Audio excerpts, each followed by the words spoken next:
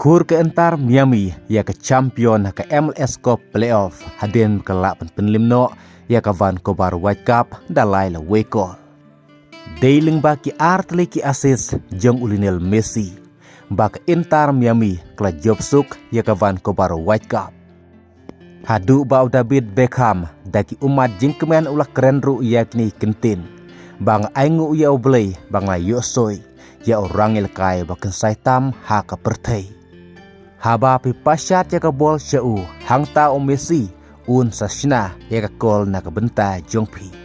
Namar deru leng baki artliki asis jong Messi ha ka baka Inter Miami kla jobsuk kla tamkol ya ka Vancouver White Cup. Kum taru kane ka deru ka trofi ka sapo pra jong Lionel Messi.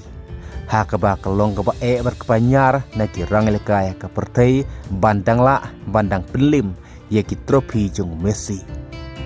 Haswa ba o Messi ulej matpiniso siya klub Inter Miami. Ka Inter Miami kampat yo kur watang kawi ka trofi ru. Ka donru ha kerdan ka hapodu ha ka mijikan pun ha ka MLS.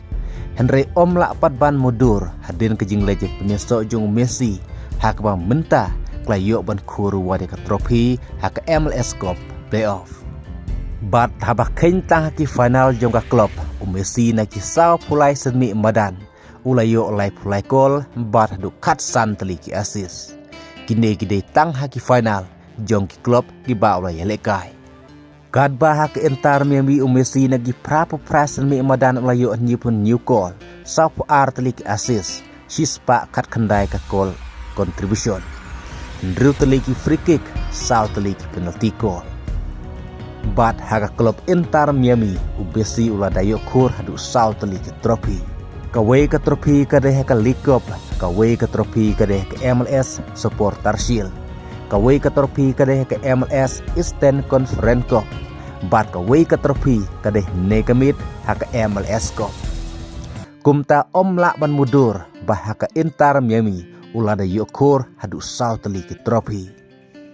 Bat kan ka trofi ke balayu khur ne kamit ka dei ka trofi ke ba sapo pra haga kar ke jong u. Bat haba ai jingkeren Lionel Messi ul ai kublai ker pangro ya ki arngur ki perlok jong u ki ba ken sasyong taino. Kata yo Jordi Alba bat yo Sergio Busquets. Ka Inter Miami kriyo sikol haka menit ke ba pra ling ba ka unkol jong i Ocampo. Nang ta haka menit ke ba nrupau ka Vancouver White Cup klayo berpedak kaino lingbau Ahmed. Bat haka menit ke bah New Puway u Rodrigo De Paul ulayo sikol ya ka bala asis da Lionel Messi. Bat kumjuru haka menit ke bah Kudno Artat haka menit ke bah Kendai Pau plus Henry u Alan De ulayo ya ka sikol ya ka bala asis da Lionel Messi. Kumta hakan ke final MLS Cup Playoff ke Inter Miami ke laban penlimno ya ke tim badon Thomas Muller dan Laila Weko kepala Yokore ke champion hak MLS Cup Playoff.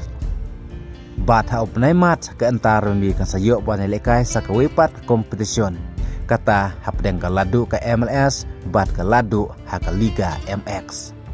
Hakawai ke video tongen se pule ya baru ki trofi ki ba Messi le Yokore ke jong-u. Kata sapo prateli ki trofi haduk kane klub mat ke pementa kublesibun.